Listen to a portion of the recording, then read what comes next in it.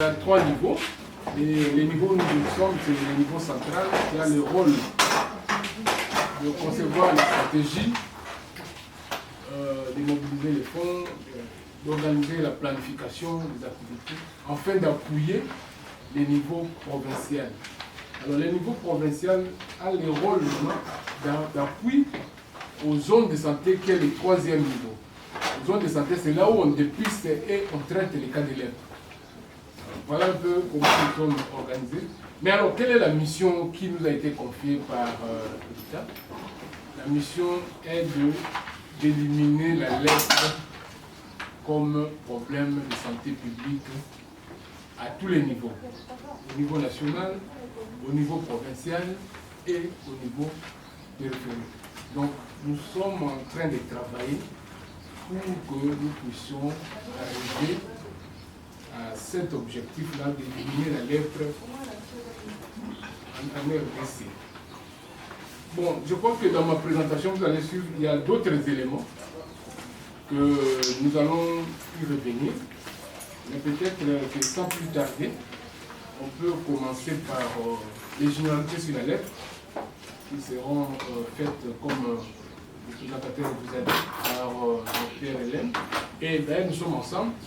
On peut poser toutes les questions que vous voulez pour que vous puissiez bien comprendre le programme. Merci beaucoup pour la parole. Je vais donc vous présenter quelques généralités sur la lèpre. Alors, la lèpre existe dans ma communauté. Je m'engage pour 0 cas de lèpre, 0 cas d'infirmité et 0 cas de discrimination. Mais c'est quoi la lèpre? La lèpre, c'est juste une affection, une maladie infectieuse qui est causée par un bacille du nom de la personne qui l'a découverte, M. Hansen. Alors c'est le bacille de Hansen. Et cette bacille a comme prédilection la peau et les nerfs périphériques. Donc au niveau de la face, au niveau des mains et au niveau des pieds. Maintenant, comment est-ce que nous reconnaissons? Bien avant cela, ce bacille de Hansen, c'est un bacille qui se multiplie très lentement. Ce qui fait que la période d'incubation peut aller de 14 jours jusqu'à même plus de 5 ans, voire même 10 ans, selon certaines recherches. C'est juste que nous à 20 ans. Donc la personne peut entrer en contact avec le bacille de Hansen aujourd'hui, mais il va développer la maladie 20 ans plus tard. Donc c'est possible. C'est comme je dis, ce bacille, lui, quand il contamine la personne, il a la préférence d'attaquer la peau et les nerfs. Alors, comment se transmet maintenant la lèpre? La lèpre se transmet d'un sujet à l'autre par la voie respiratoire. Donc, la personne qui tousse, la personne qui éternue, qui est contaminée par ce bacille ou infectée, transmet maintenant à l'autre personne cette maladie. C'est par la voie respiratoire. Maintenant, l'important, ce qui est important, c'est quoi dans tout cela? C'est comment reconnaître la lèpre. Comment reconnaître la lèpre? C'est tout simplement par une tache. La tache, la lèpre.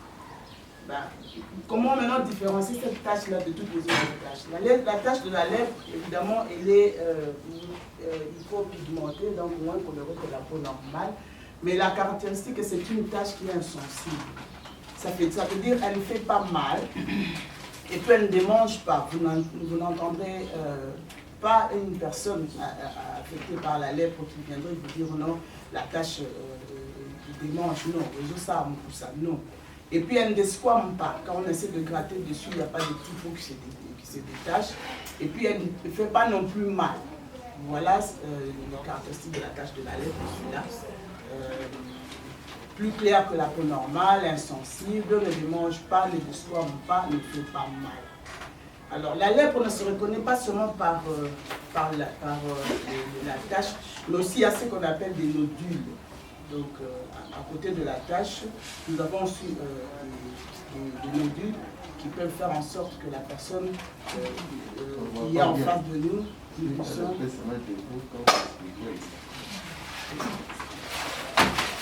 Donc nous pouvons reprendre.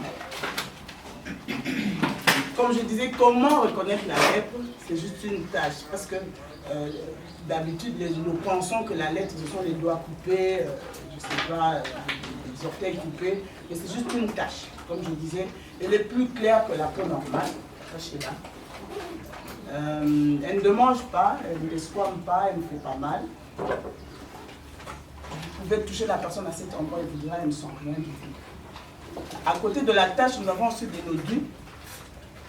Les nodules sont là. Qui font que ça peut être dans la zone de la poitrine, au niveau de l'oreille. Voilà un peu les deux éléments qui peuvent nous permettre de reconnaître la lèpre. Alors, après avoir reconnu la lèpre maintenant, ce bacille de Hansen qui a une prédilection pour les nerfs périphériques au niveau de la face, au niveau des mains et des pieds, engendre des complications. Et si, en principe, si la lèpre n'est pas dépistée avant, voilà ce que devient la personne. Étant donné que le bacille de Hansen a une prédilection au niveau des yeux, nous pouvons avoir une paralysie. La personne peut avoir une difficulté de fermer l'œil. Ça peut même conduire à la cécité. La personne peut devenir aveugle. Vous avez aussi au niveau des mains, il y a la paralysie au niveau des mains, il y a des amputations, il y a des plaies. Au niveau des tempes de pied, c'est pareil. Une paralysie, la personne ne pourra pas fléchir son pied. Vous avez des plaies et des plaies insensibles. Cette personne peut même marcher sur du charbon, sur le feu, il ne va rien sentir. On peut marcher sur un morceau de clou, il ne va rien sentir. Pareil aussi pour les mains. Vous voyez la personne qui prépare, mais au lieu de chercher des gants ou peut-être un habit pour tenir la casserole, la personne tient la casserole qui est au feu avec ses mains. C'est un peu ça. Donc les mains et les pieds deviennent insensibles. Alors, à part les complications, la lèpre est guérissable. Bon, les gens se diront, mais comment ça, telles complications, comment elle est guérissable? Oui, traiter avant, dépister avant et traiter avant, la lèpre est guérissable. Nous avons une image d'une personne affectée par la lèpre.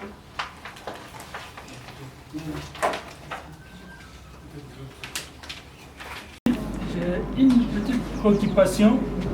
Partant du thème de cette année, où vous envisagez qu'il faudra 0 cas d'infirmité, 0 cas de discrimination.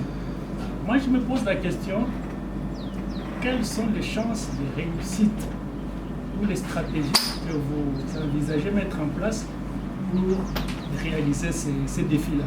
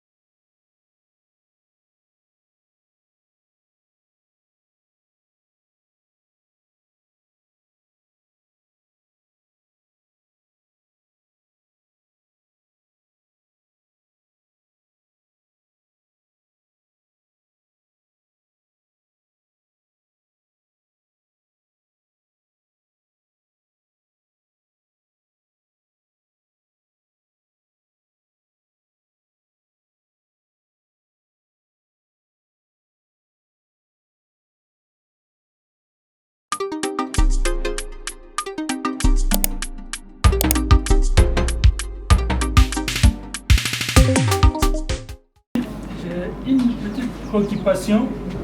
Partant du thème de cette année, où vous envisagez qu'il faudra 0 cas d'infirmité, 0 cas de discrimination. Moi, je me pose la question, quelles sont les chances de réussite ou les stratégies que vous envisagez mettre en place pour réaliser ces défis-là? Moyen actuellement que nous avons pour prévenir cette maladie, c'est de traiter les malades. Si vous traitez à temps la personne qui a la tâche, bon, je vous ai dit que 48 heures après avoir pris la première dose, les microbes sont tués. Donc la chaîne de transmission aussi sera coupée. Donc c'est question qu'on puisse, avant que le vaccin arrive, traitons nos malades, donc sensibilisons la communauté, leur dire qu'une tâche constitue un motif de consultation comme la fièvre, ainsi de suite.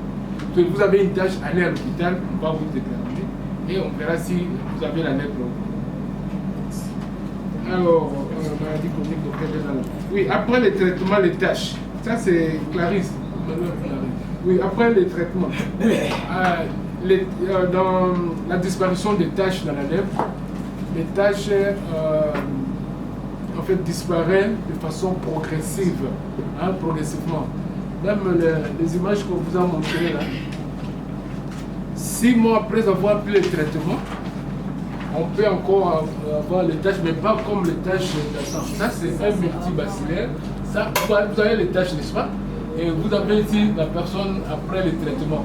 Comment les taches... Donc, ça peut persister après le traitement et ça va disparaître très petit à petit. Parce que là, les microbes sont tués. Les microbes ne sont plus là. C'est quelque chose seulement d'esthétique. Autre précision, période d'incubation, oui. Maintenant, quels sont les... Oui, il y a un collègue qui a posé la question si les chances de réussir 0 cas de lèvres, 0 cas de... Quelles sont les chances, quoi, que nous mettons à notre côté? Oui, non, ça c'est une vision. Hein? Donc, la vision que nous avons présentée ici, c'est aussi la vision au niveau mondial. Au niveau mondial, on nous a dit que d'ici 2030, il faudrait faire des efforts au niveau pays d'arriver à 0 cas de lèpre, 0 cas d'infirmité, 0 transmission. Donc c'est à nous de travailler tout autour de cette vision, de mettre sur place, sur pied, une feuille de route avec des actions très précises pour voir comment on va arriver à ça. Et nous nous y attelons. Notre plan stratégique de 2016-2020 vient de s'achever. Maintenant, nous sommes en train d'élaborer notre plan de 2021 à 2025 afin qu'on puisse... Alors, merci beaucoup. En fait, j'ai 3 petites questions. La première est celle de savoir quelle est la tranche d'âge la plus exposée. La deuxième est celle aussi de savoir, disons, après les traitements, la personne est guérie. Quel comportement doit-elle prendre afin qu'elle ne revienne plus, qu'elle ne soit plus victime de la lèpre? Et ensuite, la lèpre, disons, du sens de la transmission. En fait, est-ce que la lèpre peut se transmettre de la mère à l'enfant, la mère qui nous dit en fait qui allait son enfant, est-ce que c'est possible? Question. La première, c'est, j'ai oublié le nom, la lèpre est une maladie chronique, ça veut dire elle ne finit pas. Non. Une maladie chronique, ce n'est pas une maladie qui ne finit pas. C'est une maladie qui sévit pendant longtemps. Voilà. Pour preuve, nous avons ici, nous avons dit au début, je ne sais pas si vous étiez là, madame, la lèpre, c'est vous qui avez posé la question, la lèpre est guérissable. Déjà d'emblée, la lèpre finit quand même, elle est chronique. Ça sévit pendant très longtemps. Alors, une autre question, c'était par rapport à la période d'incubation. Essayez un peu de nous rappeler, je sais pas, juste incubation. Qu'est-ce que vous voulez savoir par rapport à ça? Je disais ceci, on nous a dit que j'ai lu quelque part que la lèpre, sa période d'incubation prend 5 ans, et puis les symptômes peuvent apparaître après 20 ans. Alors je dis, la personne qui attrape la lèpre aujourd'hui, comme il n'y a pas des signes, comment est-ce qu'il faudrait savoir? Ok, comment reconnaître la lèpre? Peu importe le temps d'incubation, comme je disais, la période d'incubation, c'est la période où la personne est contaminée, mais elle ne fait pas la maladie. Comment reconnaître la lèpre? C'est juste par une tache. Nous avions dit au début que c'était une tache qui est moins, une peau pigmentée, moins claire que la peau, insensible, elle ne démange pas, elle ne fait pas mal, elle ne desquame pas. Et aussi, la personne qui est contaminée par la lèpre pourra reconnaître qu'elle a la lèpre de par les nodules. ça va apparaître après combien de temps? Oui, la période d'incubation varie parce qu'on a dit que le bacille de Hansen il se multiplie très lentement. Il a une longue période d'incubation et puis ça dépend aussi d'une personne à l'autre. Il y a des personnes pour qui l'incubation peut faire des semaines, des mois et des années. Donc si on attrape la lèpre aujourd'hui, on ne sait pas diagnostiquer que vous êtes lépreux. Tout à fait. Oui, je peux Excusez-moi, docteur. Et puis pour toute maladie, on ne vous diagnostique que quand on a des symptômes. Oui. On ne peut pas diagnostiquer une maladie sans symptômes. On sait qu'on a la malaria quand on fait la fièvre, des maux de tête, des frissons, ainsi de suite. Et puis la goutte d'épée, c'est là pour confirmer. Madame, dans ce cas, il n'y a pas de contamination. Si, pendant la période d'incubation, si il y a la contamination. Écoutez, juste une précision, c'est pas pour vous faire peur, mais est-il que comme nous sommes tous ici, si on nous fait vraiment des examens très approfondis, hein, on verra que nous sommes déjà entrés en contact avec ces microbes-là. Donc chacun de nous ici peut être... Oui, chacun de nous ici. Mais ce qui est vrai que cette maladie-là, la nature a fait que ce peu de gens qui attrapent ça grâce à une immunité naturelle que le bon Dieu nous a conférée. Donc c'est on peut avoir le microbe, mais on ne fera pas la maladie. Moi je suis là depuis une vingtaine d'années. Bon, je vis avec eux, bon, je n'ai pas de tâches ni quoi, mais quand on fait les examens, je peux être, je peux être, comme on dit, asymptomatique, disons. Ok, merci beaucoup, directeur. Et puis, il a posé la question de savoir, il a parlé de l'hérédité. Je m'en vais dire que la lèpre n'est pas une maladie héréditaire. Et quand même on retrouverait un cas de lèpre auprès d'une personne qui porte une maladie héréditaire, par exemple, comme il a dit, la drépanocytose, quelle est la conduite à tenir? La conduite est la même. Vous avez le traitement, la combinaison des 3 antibiotiques. Vous n'avez qu'à classer la lèpre chez la personne, possible ou multi. Quand c'est possible, donner le traitement pendant 6 mois. Quand c'est multivacillaire, on donner pendant 12 jours. Quelle est la tranche d'âge la plus exposée? La lèpre atteint tout âge. Il n'y a pas une tranche plus exposée. Le directeur vient maintenant nous parler d'une immunité dont la nature a essayé un peu d'arranger les choses. Il y a une certaine immunité qui fait qu'il y a d'autres qui font la maladie plus tôt, d'autres qui ne le feront jamais, et d'autres qui font la maladie plus loin, plus tard plutôt, dans le temps.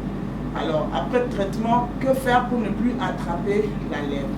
Le directeur venait de vous dire que ces médicaments sont très efficaces. Déjà, quand vous prenez la première cure, dans le premier médicament, la première prise, vous avez déjà une grande partie des microbes qui sont tués et il n'y a pas de possibilité de refaire la maladie. Non. À moins que pendant le traitement, la personne n'ait pas considéré, n'ait pas très bien pris son traitement, n'ait pas bien observé son traitement. Là, il peut faire la rechute. Mais quand la personne est déclarée guérie, on n'a pas encore jusque-là détecté des cas de ceux qui ont terminé le traitement et qui ont fait la maladie. Ce qui reste beaucoup plus, ce sont les complications. C'est concernant les complications que nous prenons en charge. Par exemple, les paralysies, il faut des kinés, il y a certaines préventions, certaines mesures qu'il faut prendre. Par exemple, la personne qui a atteint au niveau de la face, il y a une paralysie, il ne sait plus fermer l'œil, il y a des lunettes que l'on donne, il y a des chapeaux qu'on donne, parce qu'une personne qui a une paralysie au niveau de la face, l'œil est atteint, il ne sait plus cligner l'œil. Et le clignement de l'œil permet de nettoyer un peu la cornée. Alors, la personne qui a la lèpre, une petite branche, je ne sais pas, d'un morceau de quelque chose peut rester dans l'œil, il ne cligne pas, il y aura infection, ainsi de suite, et puis la personne devient aveugle. Alors là, il y a des conseils qu'on vous dit pour lui dire non, chaque fois qu'on vous rentrez, regardez-vous devant le miroir, essayez un peu de voir s'il y a des impuretés qui sont entrées dans votre œil. Donc il y a certains conseils que nous donnons pour que la personne ne passe pas d'un stade de complication à un autre. Donc nous entretenons juste les complications. La personne ne va pas rechuter quand il a été déclaré guéri. Alors, est-ce qu'une maman qui a la lèpre peut transmettre à son bébé? C'est non. Pourquoi? Parce que le directeur l'a aussi rappelé, la transmission de la lèpre se fait d'une personne malade à une personne saine par voie respiratoire. Donc, le bacille de Hansen, quand il migre dans l'organisme, il ne va pas dans les placentas pour que la maman contamine le bébé, mais il va s'installer juste au niveau de la peau et puis au niveau des nerfs pour détruire, et puis au niveau aussi du nez, parce que notre organisme est fait de telle sorte que nous absorbons, mais nous devons aussi éliminer. Alors les voies d'élimination pour un homme, c'est aussi le nez, c'est les urines, et puis c'est les selles, ainsi de suite. Même la peau aussi, c'est une voie d'élimination. Je pense pour ma part, voilà ce que j'avais à dire. Ok, merci Dr Len. Je vais essayer de compléter certaines questions. Madame Aziz, elle avait demandé la prévention de la lèpre. Oui, pour vous dire que jusqu'à présent, il n'y a pas encore un vaccin pour prévenir la lèpre. Journaliste à la Voix de l'Amérique, section Lingala. C'est-à-dire je vais poser mes questions en Lingala. Il n'y a pas de problème. Merci. Directeur, to Santa Capino penza vraiment te na kati ya terrain. Ndenge ba maladie mususu ezalaka bozoka keno ba otia mo makelele. Donc makelele pesa kozala ebele, eza ko permettre be financement pesa nini ezala ba chabino ka makasi. Mais biso toza ko remarquer que yo moko to ebandeli lobi yango. Lobi que batebele bakanisa ko lokola lèpre ezalaka te. Oui. Pourquoi? Parce que communication, peut-être sensibilisation, et ça ma capacité. Donc c'est un côté wana moi sensibilisation ezala. Kasi motuna moko pe susu na yengi ko tuna ezali nini? Bolobi ke makamba ko chaka batu neti en quarantaine wana kuna na hôpital de la Rive ezali susu te. Tango moto azana bokono lèpre abandi ko zo médicament. Est-ce que azali akoki ko contaminer ba o bazali pene na susu te to ako contaminer ba mukaka. Voilà. Oui. Programme lèpre ezali programme ministère de la santé. Alors, Moni, ça makelele peut parfois, tout ça c'est aussi en rapport avec les moyens pour vous en disposer. Il faudrait, vous allez, on appelle ça plan de communication, alors, avec ça, et aussi chaque niveau a un rôle nango. Biso au moins netisa lelo la journée mondiale to bengi sibino pour la topi sabino ya beaucoup contribuer. Mais niveau ya sekuna ya province baza pe na rôle wana pe ya kosala nini wana. Et aussi na niveau ya zone de santé bango pe il faut pas ça là musala ba osala nini. Donc les a répartis un peu à chaque niveau. Baningo basala ka ba campagne à sensibilisation minene banini. Tout ça, ça tourne autour de moi. Je sais que la Ninga a besoin de tuberculose, comme tout ça, il y a VIH, la Ninga a paludisme. Moi, il y a un programme soutenu par le Fonds mondial, c'est vraiment en ligne. Mais biso avec le peu de moyens, toujours comme ça, tout ça. Mais, Toyoki, tu comme ça, mais bino peut te la bino. Vous avez maté la voix de l'Amérique. Oui, pour pas dans le présent à Congo. Et c'est facile pour dépister. Et pendant qu'on attache, net ba ibisibino. Et ceux qui tâchent les alliés, ils ont un motif de consultation. Ok, on a la santé de santé. Au bas que de ceux qui allaient pas soigner, ceux qui les allaient prêter, vous avez un point. Alors, au-delà de la contamination, ceux qui ont la lèpre, ceux qui sont zombies, ils ont contaminé tout. Il faut que ça là que ceux qui ont des tâches, bon, mais nous avons un hôpital, la santé de santé. Kuna bakoyeba ceux qui ont na malade ou pas. Ceux qui ont malade, bakope ça y bakisi. Bakisi bauti ko black sabino wana ezali bakisi moko makasi. Donc il suffit qu'on soit dose à liboso, mais kisi à liboso wana 48 heures après aux alliés sous na ba microbe presque pas ba microbe nyonso ekufi. Donc inutile ya ko bengana ndeko na ndako bona boye. Ezali ne effort nini mutazana signe bomeme na lombango na la santé de santé de l'hôpital. Kuna nde bakoyeba kino soki aza na malade soki aza nango bakopesa ye kisi e akobika akozala lisusu danger mpona communauté te.